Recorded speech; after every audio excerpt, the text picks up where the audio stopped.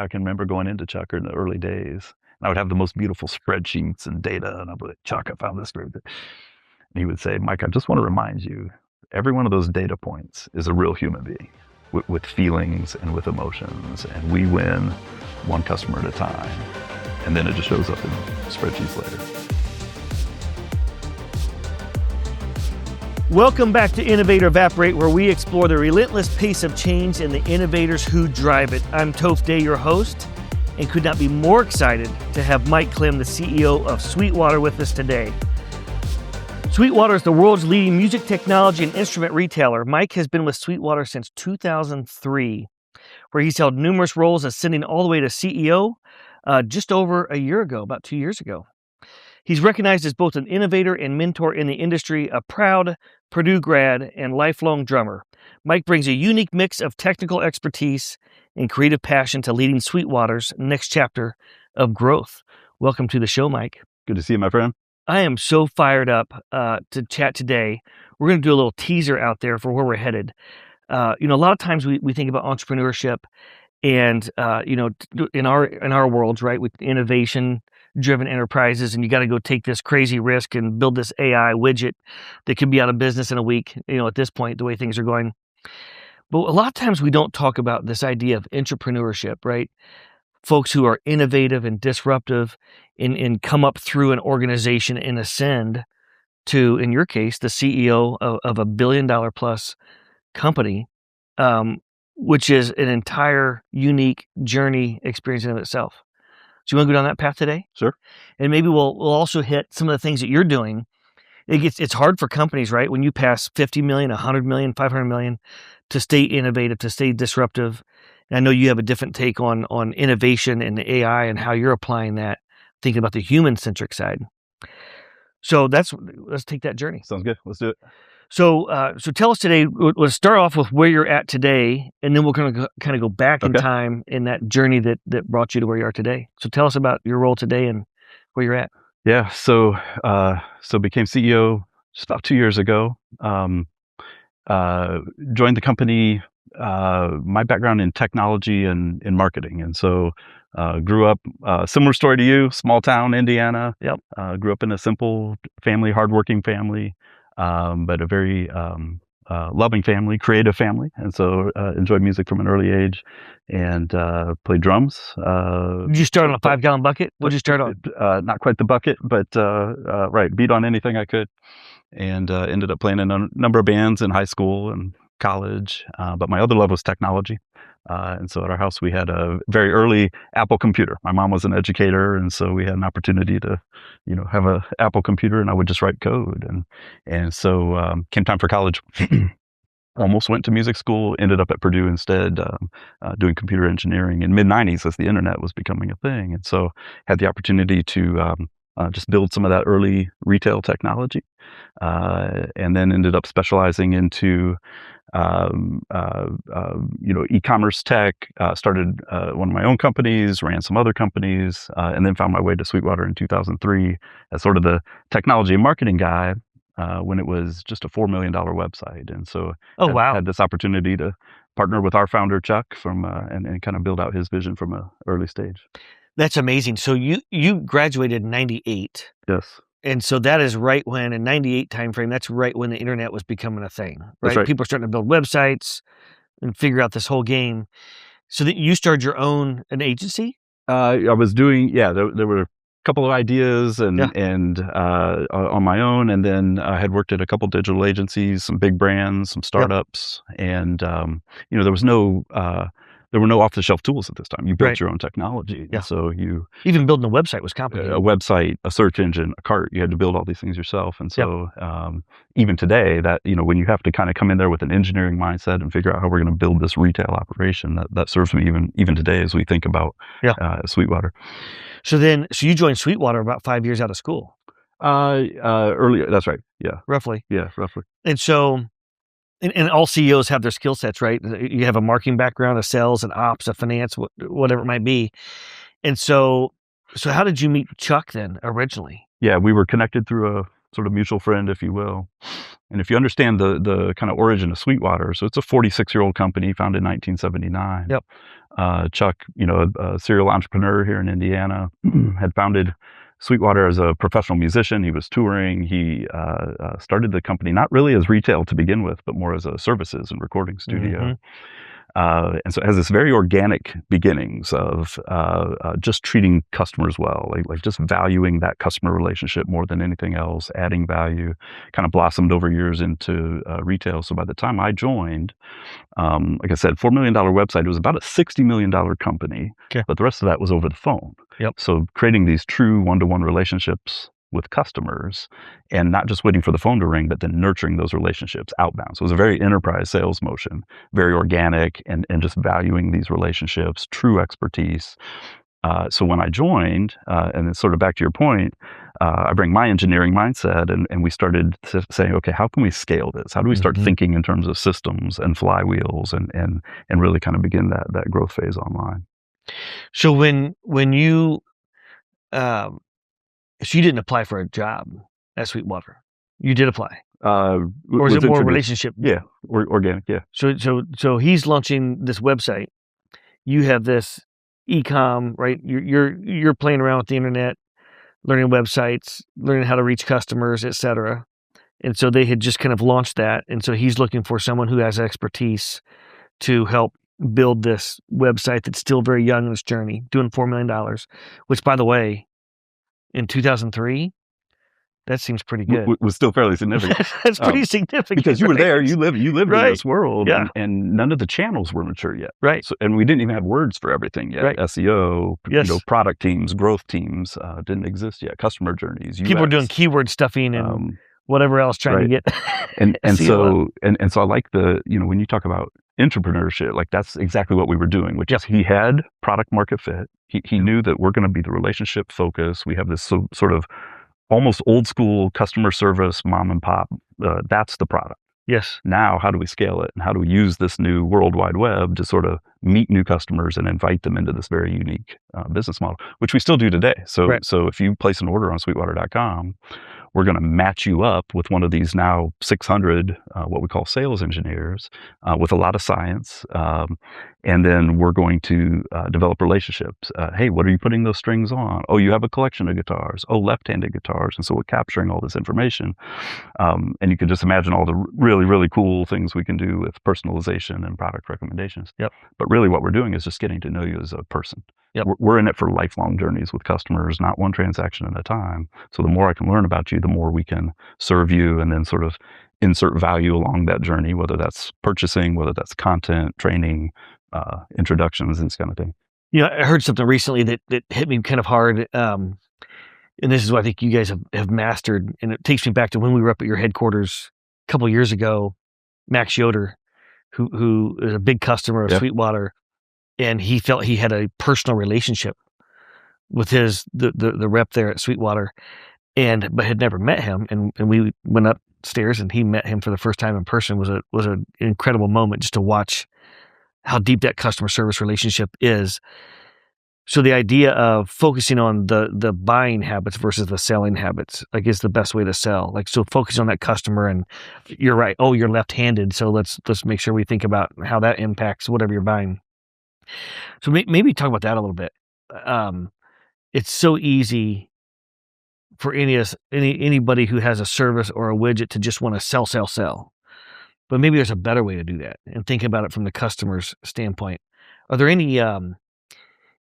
It sounds like that was already built into the culture, but aha moments, like how do you parlay the physical phone call outreach to the customer, parlay that into the digital outreach to the customer? What are some of those connection points that you guys thought about? It's almost like you have two sales motions. You have this original outbound, very enterprise, nurturing relationships, and then you have this newer e-commerce, almost self-serving customers. Now we're very comfortable going online. We buy things online. We said we never would. Right. Shoes, guitars. Yeah. And so part of our those connection points is, okay, we have these relationships.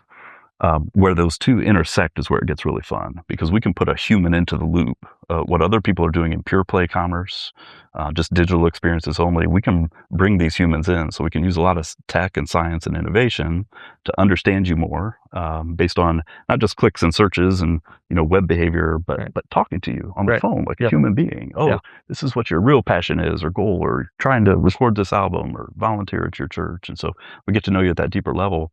Then we can just pour that into modeling and data science and AI and figure out how can we serve you better. It's not a business tactic. It's like, how can we actually add value for you in that relationship? So there's part science. And then when we figure those things out, like we predict the next agenda, or, oh, it looks like you're in market for, this or that category. Instead of just shotgunning ads out in a very transactional way, we just pick up the phone. We just check in. And that's where the connection gets really fun. So there, when you were, so maybe take us through that kind of that first 10-year journey. So as technology is advancing, and from a team and talent standpoint, the folks that you guys needed to kind of, how much do you still have offline from a business standpoint, percentage wise? Yeah, sounds like a simple question. They're just so intertwined at this point. Yeah. Just call it half and half. Okay. What we would transact online versus with an agent. So as you're thinking about that journey, what were you thinking about individually in your progression in the company versus the talent you needed to bring onto your teams? What were some of the things what were some of the things that you were thinking about from a talent standpoint to enable innovation and disruption to continue doing that, slash how you were determining what technology to deploy, and like even in workflows? Yeah. What I love about Sweetwater is we just think about organic growth. A lot of companies, what can I acquire, or how do I use M&A to sort of grow? Sweetwater, we're a company full of builders, founders, and so we're immediately thinking about, how do we build that ourselves, and how do we really custom fit it for us? And so in that first 10 years, it was a lot of, okay, we get the business model. We know we're centered around this customer first experience, and how do we just build around that? Chuck, our founder, he had a word for it, Kaizen, which is, how do we just come in every day and just get a little bit better? How do we make that experience just a little bit better?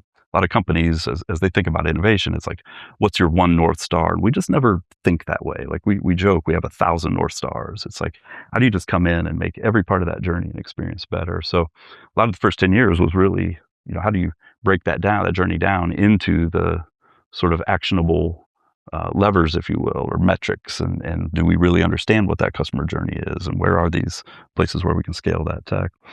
We think a lot about, when we talk about metrics, we talk about our growth framework. And so you have, revenue obviously is the sort of top line goal, but that's a lagging metric. And so we think about what are all the inputs into that we can control, which might be phone calls, it might be visits to the website. And then off of each one of those, we make a roadmap of, what are the ways we can go innovate and understand it as sort of a system, if that makes sense.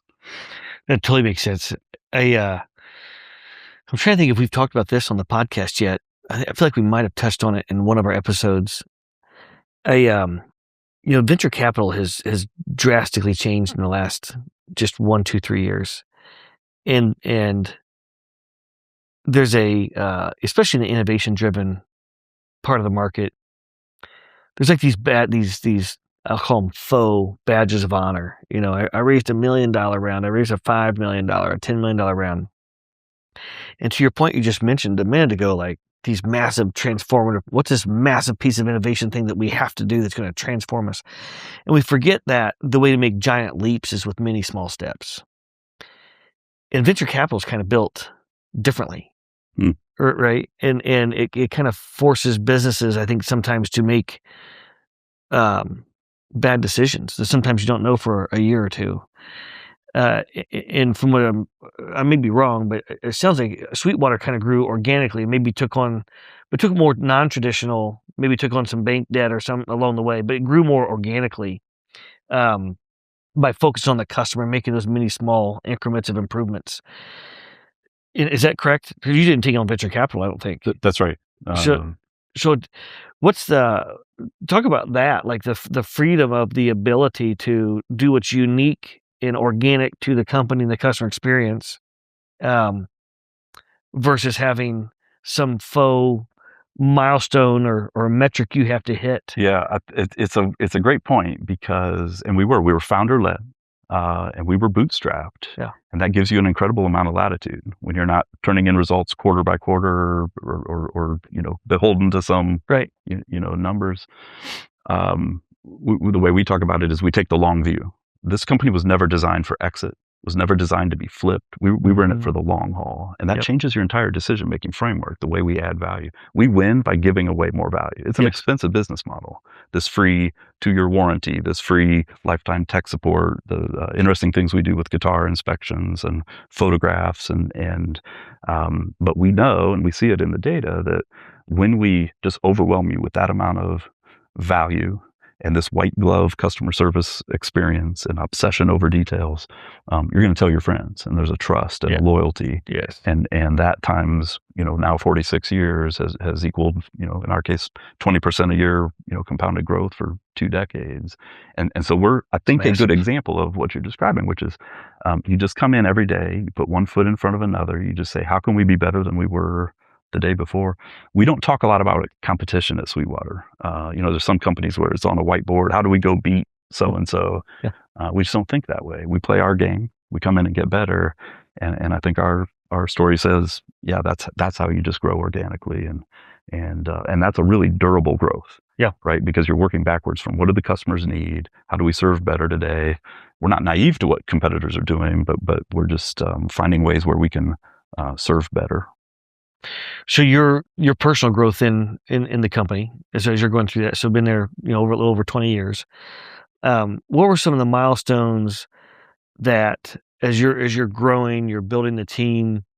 What were some of the moments that were a struggle for you, right? In terms of leadership style, leadership development. Whether it was domain expertise or you're a drummer, right? And so, and I think a lot you're of saying drummers have a hard time figuring out business. No. What I was going to say was, what I think is awesome is I think a lot of the folks that work there at Sweetwater are also musicians. Like they have their own side gigs or whatever, which is also very entrepreneurial. So I think it's like awesome when you hire a bunch of self-starters in essence. There's another thing I want to talk about in a little bit is the creative economy and how we think about those folks as entrepreneurs. A lot of times I think people don't, and it's very entrepreneurial. But like from your personal growth standpoint, leadership styles, all those kinds of things, what were some of the things you learned along the way that worked, or breakthroughs that did work that progressed your own career through that process? I think the biggest takeaway for me, the biggest learning was when you're the organically growing company, you have to think like a founder, and you have to hire people that think like founders. There's a certain scrappiness, even 46 years in and approaching $2 billion in sales, we still think we've created a culture that values innovation, being nimble, moving quickly, changing direction as we see opportunity in the market. Getting people that think in that way and value that, as opposed to, wait a minute, you're changing this is frustrating. When you get the right team and align in that way. And then I think the biggest learning is you just have to be in proximity. When you have this kind of founder mode, kind of founder mindset throughout the company, chain of command leadership doesn't always work well. You have to sort of be there with the team. Guys, I'm getting there, bringing you all along with me. And I think that's the culture we've built, which I think goes back to your original point, which is we continue to grow. We're the largest online seller of instruments in the country. So we have sort of all the powers of the incumbent, right? Size and scale and resources and efficiency and economy. But day to day, our mindset is still very much nimble, kind of a startup, scrappiness or whatever. And I think that when you can blend those two in a healthy way, that's how we're able to continue to move fast and innovate as intrapreneurs, as you said. Some of the greatest engineers and product folks I've ever worked with were all musicians. Is that right? They had some, and musicians seem to be the most common denominator. I once asked some of them, I'm like, how does your brain work when you daydream? Like, do you see like bubbles and like zero? I think the brain, all of our brains just work differently, right? And I think those creative backgrounds create some of the most profound. I think there's all kinds of science that says music Right. It just, there's so many parallels to the business world and so forth. But in Yeah. our case, it's also, because we're the relationship-based company, we need passion to ignite on the phone. Right. And so the people we're hiring and recruiting into Fort Wayne, Indiana, have a very serious pedigree and background. Many of them, a music degree, worked in a studio, toured with so and so. Right. Because when you get on the phone with a customer, we not only need expertise, but we want that passion to ignite. Yep. So, um, so then you also bring in a lot of acts. They come in and record, and you're working on some pretty advanced, I think, sound production. I may be using the wrong words here, but like some sound production, some things you exposed us to in your studios. Can you talk about that on some of the R&D and the advancements that you're working on Yeah. to take production to a whole nother level? Yeah. When we talk about innovation, we talk a lot with the team about we don't ever want to become your dad's dusty old guitar shop, right? The history of Sweetwater is we've always been at the forefront of music making, whatever that is. And as a retailer, not just pushing boxes out of a warehouse, but we actually use the gear ourselves. And so what you're describing for our viewers here is we have a world-class recording studio on premise. Major artists come through and use it. We also do it with manufacturers. We have some R&D happening in there, specifically around Atmos and some of the immersive new technology. And so we use it as sort of a lab, if you will, where we can really get hands-on, and then that reflects back into how we translate that expertise into towards customers. And then at some point during your journey, you decide to bring in the brands themselves, and you have an alley there. We do. Vendor Village. Vendor Village. And you have how many, a dozen or more? Way more, Toph. We got, there's about 150 brands represented down in Vendor Village?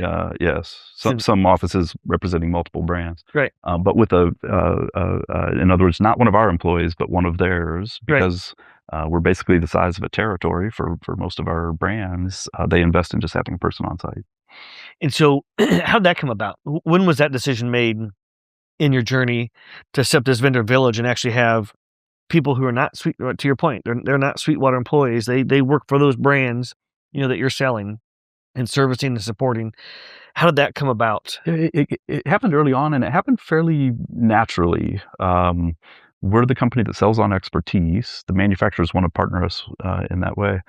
I often talk about, like, when you think about just like why does Sweetwater win? And I always kind of describe it as a onion, that like everything we do starts with heart. Mm-hmm. And then you surround that with this obsession over detail like I've never seen anywhere. And then this value, adding more value. And then you get to expertise. And that's where those vendors come in. It's like, how do we just provide more expertise, like research destination we talk about a lot, whether it's the website or calling in on the phone. Then there's more rings. You get out here to technical innovation. How did it come about? We just knew that's sort of the product. Like when you think about innovation at Sweetwater, the products we carry, you can find other places. The prices are similar. We're generally a little bit cheaper or in parity. Where we start to differentiate, where we innovate, is actually in that value stack and in that expertise. And so we've made really significant investments, whether it's vendors on site, whether it's content on the website, video production, the demonstrations we do, the live events that we do, is all in the name of that's where we begin to differentiate. And I think that it's interesting to me, this generation, we hear the word innovation and we think technology.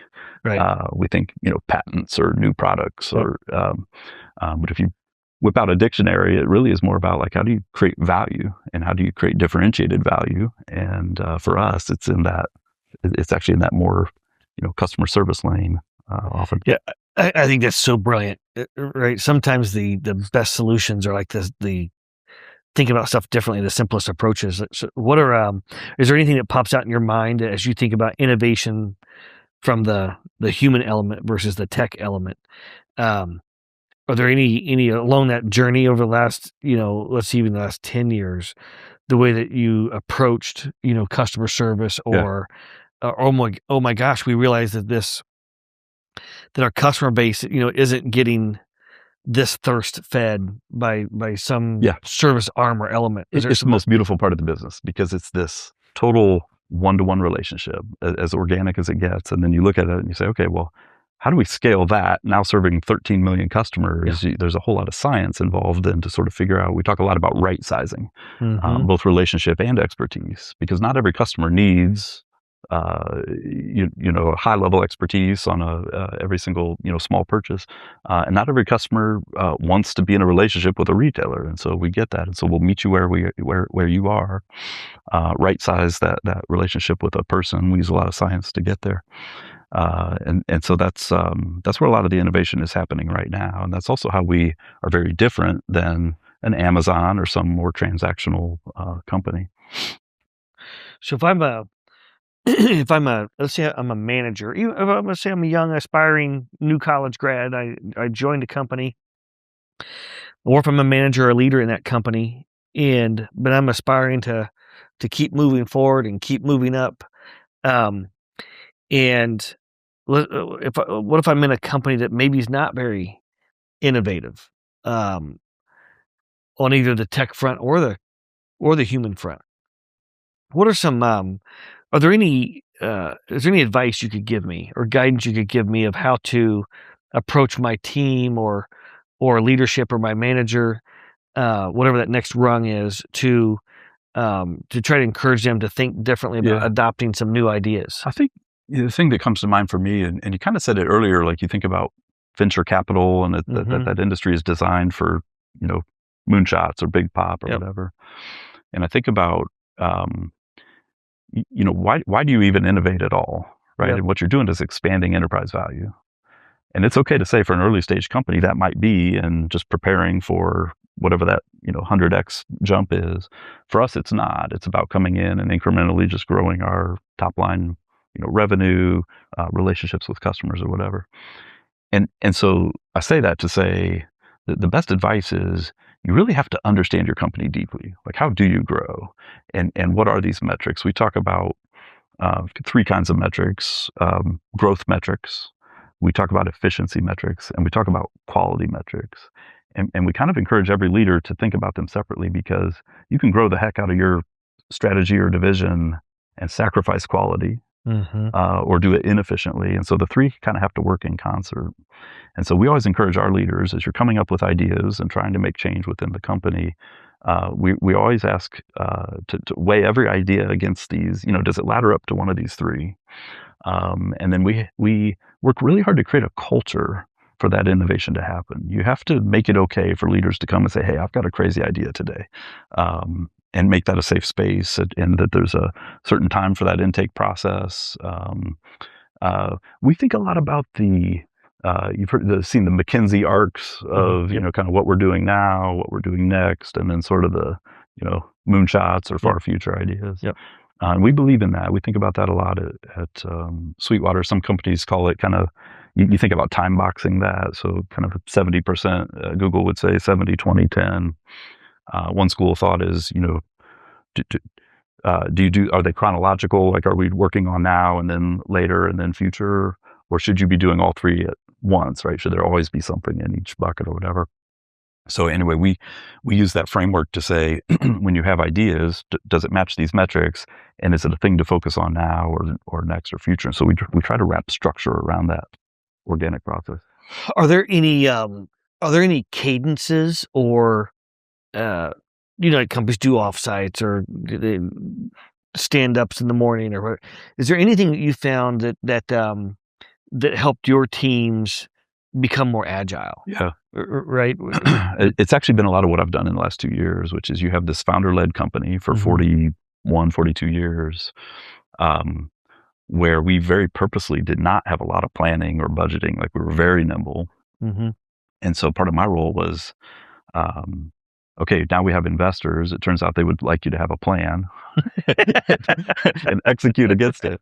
Um, but but the reason I'm in the seat is I've seen this company for 22 years. I know where that magic is. I know how to protect that and sort of gently retrofit in some structure. And so, so the answer to your question is we've just created this framework where we have an annual offsite where ideas are kind of put into the system. We have these quarterly QBRs where we sort of create these 13-week sprints and reorient to the landscape around us. We have execution rhythms. We think about operating rhythms throughout the company. And so we've taken this very organic, scrappy, kind of startup mindset, and we've put just enough structure in it to not create overhead or slow Yep. us down, but to just keep everybody feeling like, okay, we're aligned, we see where we're going, and that is working well for us. Are there, have you seen any impacts over the last year or two, or maybe specifically the last year or 6 months even, the things that are going on with tariffs? Like, has that impacted, how you acquire inventory or product No doubt. or cost Yeah. structure, et cetera? Yeah, affecting all of retail. You can read some earnings reports. It's some folks having a tough run. Yep. The good news for Sweetwater is you can tell we don't sell on price. We Mhm. add more value. We sell on relationship, and so we're far more resilient with our customer base. But clearly, when prices are going up, I mean, we're starving musicians. So Right. we need to make sure we're adding more value, and let's make sure you get the right piece of gear the first time, and so we're really invested in even in tough economies, making sure we're doing a good job. Sometimes our business model actually shines in tough economies because we are adding more value and caring about those details, and so we tend to push in and actually gain customers through a season like Yeah, it this. seems like it'd be very resilient, right? Because humans are still humans, and uh, even for a musician from a passion standpoint, like, you're not gonna let go of that. Like, you're gonna continue even in tough times. You're gonna figure out how to get that next Yeah, we thing. hear about that. Like, I didn't pay my electricity bill, but I'm gonna get this guitar. Get this guitar, well, no matter what happens. So, let's talk about that, the creative economy. Sure.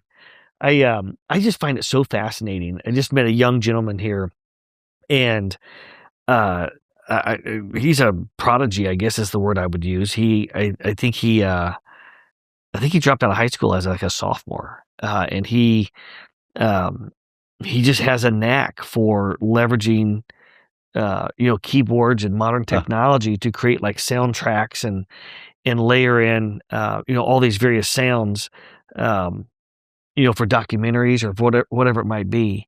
He's absolutely crushing it. I think he's, like, 24 years old now, Love it. and but I think a lot of times, like, you think about artists like painters or, musicians that even we see on the street corner. These are all entrepreneurs that are pouring their blood, sweat, and tears into their passion. And I feel like maybe we're already in it. And if not already in it, like, we're at this moment where we could see a massive explosion in this creative economy. And folks in and around in your situation, music, or there's podcasting, recording, all these types of things. Are you seeing anything with that, like, just the explosion in with technology, the ability to do extremely complex things with one device and a piece of software? Yeah, it's a great point. We see maybe two explosions, and the first one is this. So many musicians. You and I grew up. We aspired to be on a stage. My Yep. heroes were rock and roll stars, and like I'm going to go do that. Axl Rose, Well, Guns N' Roses. now our heroes are YouTube stars. You're our Right, hero. right. Um, uh, it, and it's the same sort of, like, we're humans. There's some sort of innate creativity Yep. and expression, whether it's on a stage or behind a desk or whatever technology. But yeah, we see this trend towards what we would call creators. So not just Mhm. musicians, but creators, podcasters, streamer, gamer, influencer, short form video. I'm not even trying to produce a full length album. I'm just Right. doing one song out to my social following or whatever. It's a lot of the same gear. It's a little bit more video than maybe what we've done in the past, and Mhm. our sort of expertise in audio. And that's where we're seeing a lot of our growth is we've now become, we can do that full solution, audio to video. And there aren't a whole lot of companies that specialize in, like, hey, my kid wants to be a YouTube star. Where do I go? And so Sweetwater's really carved out a reputation there. So that's been the first big explosion. And then I would say the second big explosion now with Gen AI, and now we can sit at a prompt and we can say, make music that sounds like whatever. And there's a lot of concern in our industry, actually. Is that going to eat, people that, would have paid musicians to go produce music? Is it Right. actually going to be terrible for the industry? And clearly there is some of that. We think about, background music or like video game tracks. We see some of that now being produced, cheaper with AI. But we're actually very encouraged because what we're seeing happen is, now this person gets at a prompt. Wait a minute, I'm creative. And so here's one of your aha moments of, hey, this is fun. Mm-hmm. Now maybe I want to pick up an instrument and do it the right way. And so we're actually seeing this kind of new, easier on-ramp to creativity, to making music. And so we're actually seeing a little bit of an explosion in meeting customers through this, AI as the sort of new front door to picking up the instrument. It kind of feels like that. So, Justin Bieber comes to mind as like, didn't he become famous by YouTube videos in his bedroom? So many singing? artists now. Yeah. Yeah, so many artists. And so now, like, our next movie producers, are they going to come from the bedroom? From junior high or high school, right? These creatives that now have access to the technology and it's more cost effective. They can get it more readily. So just the proliferation of like who's going to be walking across the stage at the Grammys or the Emmys or the Oscars, in the next 5 years are going to be folks that didn't spend 20 or 30 years working themselves through, the politics of Hollywood. Yeah, there's a lot of things for us to go figure out. The Grammys, for example, are wrestling with, is it okay to submit an AI generated song? Right. What percentage of the song can be AI generated? Like there's a whole new set of issues to work through. Copyright, legality, what's inspiration even mean anymore in an AI world? And so it gets interesting. I just keep going back to, at the end of the day, there's just something so human about creativity and expression. We don't want robots making our music. Right. There will always be a need, I think, to be in a room creating, collaborating. There's a feeling about that. Live music, there's a feeling in your chest, the haze going and the subwoofer, Yes. There's just something that will always be true about music. What, I don't know how close you guys get to this, but how in the creative economy, like how, in this situation, musicians, well, not just musicians, right? It can be film production, et cetera. But how does that business model, you think, for them? How does that change on how they make money? I was talking to somebody the other day that they, what was it? That this one musician sells a song or something basically for $100 to anybody, but will show up anywhere and play for free, basically. Oh, interesting. But like, how do you see do you get into those conversations on how musicians think about their business model? Right. It's like, I want to be creative. How do I make a living? Right. And it's evolving. And what used to be album sales is now streaming, harder to make money there. Some interesting companies out there who are doing things like thinking about super fan experiences. Mm-hmm. So you're a band or an artist. You have this ring of customers that are of fans that just love you. And so maybe before I go straight to streaming, what if I could offer my music to a super fan experience with a different sort of revenue model? Yeah. And so those kind of things interest us. I'll tell you a really fascinating trend right now. You think about venue. Have you been to the Sphere in Las Vegas? I have not, but Okay. My brother was there and said it's just amazing. Okay. He said he didn't even watch the Eagles. He was just watching the experience. It's an incredible experience, interactive, both the video and the audio. And now there are so many venues across the world that saying, okay, we need to be, the bar is going up. How do we create a more immersive experience? Think about just simply ticket sales. Okay, if that venue now has this cooler experience, what are we going to do? And so there's this almost competition.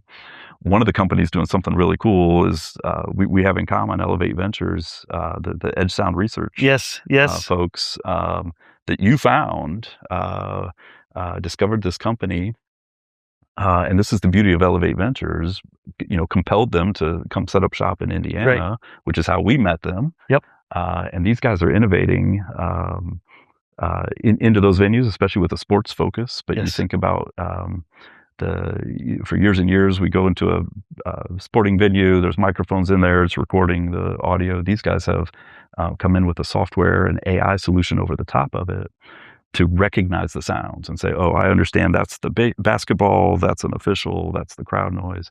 And so what they're doing to innovate inside the venues, and then they have another half of the business where they're like a hard tech where they're actually piping that sound then back into like the premium suites with an Yep. entirely new immersive and experiential way. And so we're partnered with them now in a very close way. And I won't drop names, but starting to put these systems in some pretty big venues. I think that's where it's going, which is Yes. like, how do you take things that were already fun experiences, and how do we just find these next level up, and whether it's immersive or how do you just create better experiences? That technology is pretty amazing, right? Because you could be, to your point, you could be up in a suite or seats that are much more removed from the field or the court, and the you feel it throughout your Isn't it cool? body. Because It's insane. because they can isolate these sounds, now you can basically make that luxury suite way up Right. feel like courtside. Feel like courtside. Because I can hear the sneakers, and I can control what's piping in or out. Take the crowd noise It's so out. insane. Turn up LeBron James and Right. and just listen. Feel like you're standing next to him on the court. Like, it's pretty cool. Then are you? I don't know how much you can say or not, but I had heard that, by the way, and I was so fired up when I heard that. Just that's what I love about Indiana. It is like we have so many national or global leaders in all these various sectors, and in this situation, right, Sweetwater and companies' ability to connect easily to see if there's an opportunity for synergies. Is that are you guys working from a distribution? Is the tip of the spear distribution related, or R&D, advancement of R&D related, or both? Or, Yeah, no, I can or share. neither?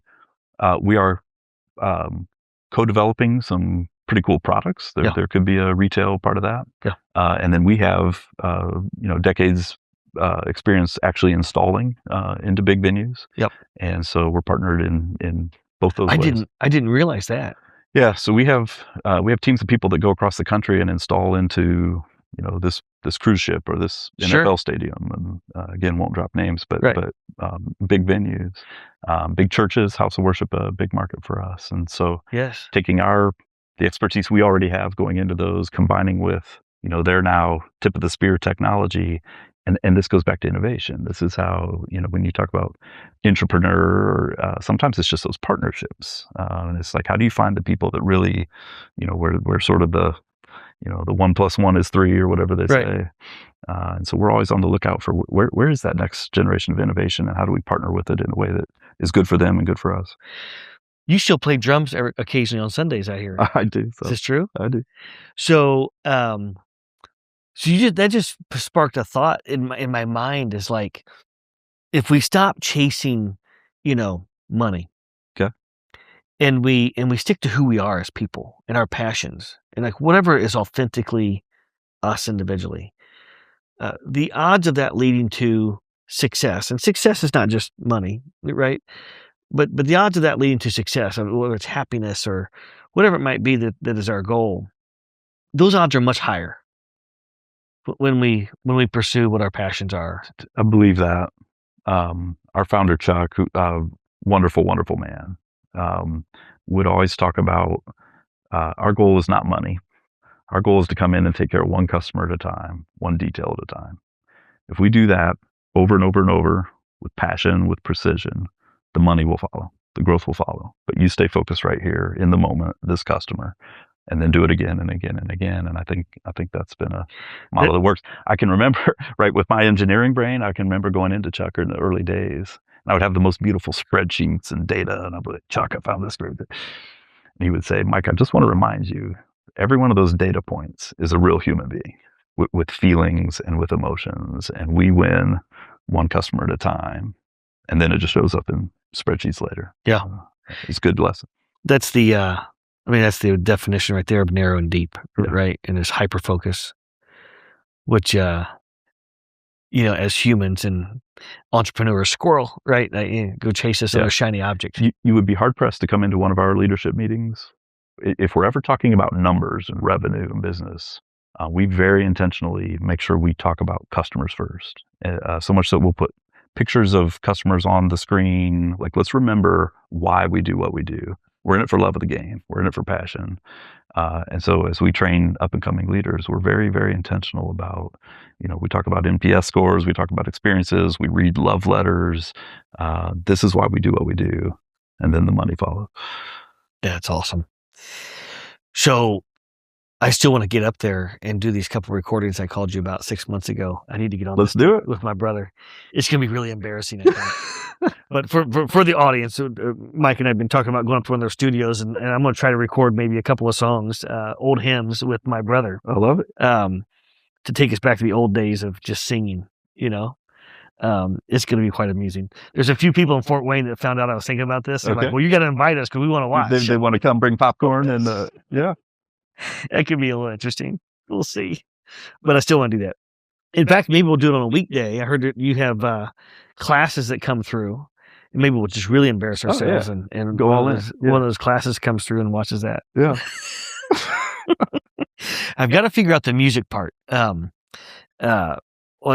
to rights, the copyrights. I've got to make sure we got to find out how we go about finding someone to play the music or find a track that we're able to use. Because who knows what ends up happening with it. All solvable. Let's get you there. It'll probably be like 4 people. Probably my son will want to buy the thing for 99 cents, and that's about it. Actually, he won't even do that. He'll make me give it to him for free. So that'll be funny. All right. So then let's go to kind of just the last few years. And maybe kind of right before you took over as CEO. What were those, as you're watching the success of Sweetwater, all these, the innovation, the disruption you're doing, and back to you personally. And so you're like, wow, was there a moment where you woke up one day and said, oh, wow, there might be an opportunity to be able to have the honor of leading this incredible organization? What was that like? What was going on in your mind? Yeah, the honest answer is no. Didn't aspire. I mean, there's people that would claw over other people's backs or whatever to get in the seat. I think it just speaks to the culture of Sweetwater. We've been working, so many long tenured leaders. I've been there now 22 years. So much of the executive team the same. We just have worked together for such a long time, and I don't think it was.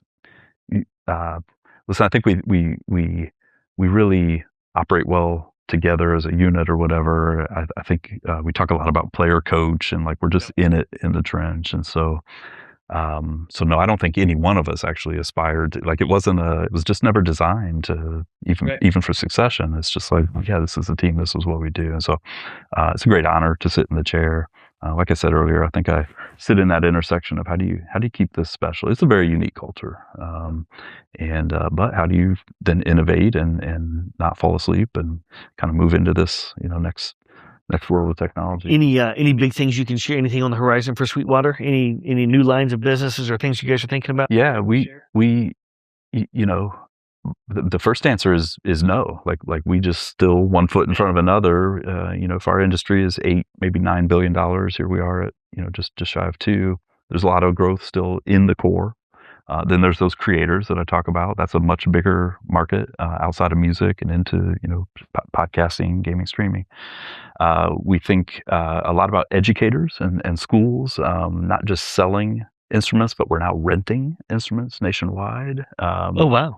And that's it's not only good growth, it's also just heartwarming because now we're meeting these musicians so early in the journey, and we get a chance to just grow that next generation of musicians. Because renting an instrument is not a great experience in a lot of parts of the country where it's just kind of junky instruments or whatever. So these educators are coming to us saying we have to be more inspiring to these students, and so we've partnered and that's really amazing. Some really interesting things to put a better quality instrument in your hands, some more value, some other things we're doing. And it's showing up in the numbers. About 1 million students will start playing an instrument in the U.S. Each year. 60% quit in the first year. And we're starting to see that curve bend a little bit where when you get a more inspiring experience, the kids stick with it. Kids happier, parents happier, educators happier. Yeah. So education and specifically rentals.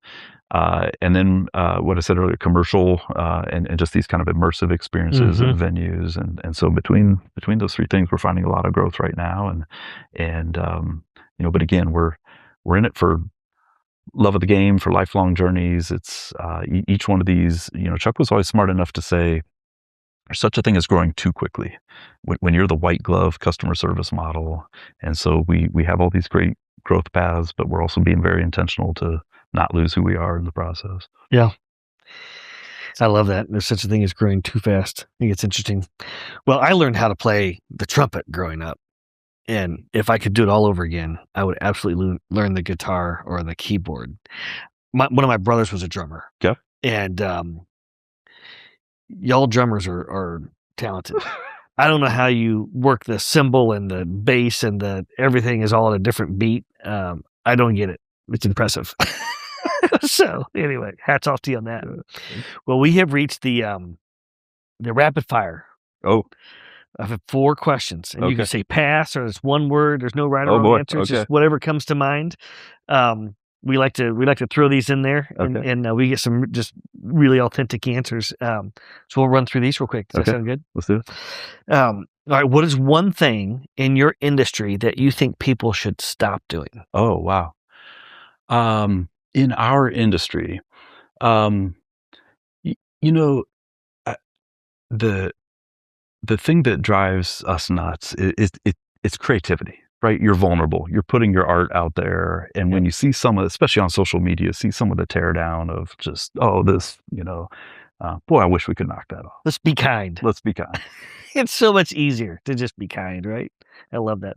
What is one thing or a process or a habit that you think leads to the best ability to disrupt or innovate? Oh, hey, we talked about it earlier. This idea, you have to understand your business. You have to be able to see the matrix, break it down into the individual levers, and then build these very intentional roadmaps of like, okay, if I wanted to increase outbound calls by X%, what are the great ideas that stack up to that? And then lay it out over time and then communicate that. So I think it's, how do you put this operating system into your company that is just enough structure to get those results without bogging down? Yep.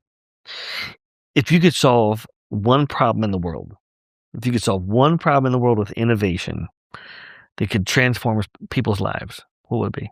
Oh boy, what's on my heart right now is we're thinking a lot about youth. I said earlier, inspiring with music, but just this next generation. That if we could just, some of the stories we get to hear of like, I didn't even know I was allowed to be creative. Nobody at home told me that or whatever. If we could just open these minds early on and just see how big the world could be, what impact you could have, that's where I would want to spend time innovating.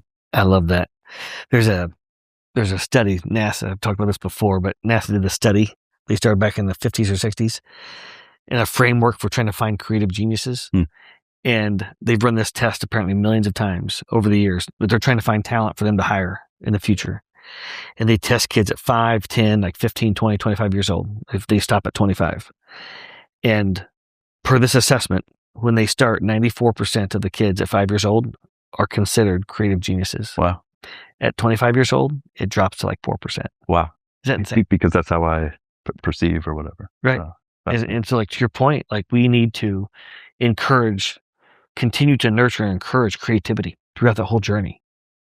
Yeah. Right. I just think it's a fascinating drop off. Is there anything we haven't covered today that you're passionate about that you want to share? No, I think we did great. Hit it all.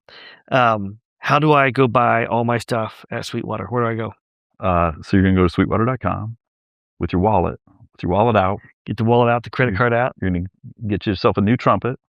You're going to book some studio time. You're going to get up there with your brother. Yeah, I love it.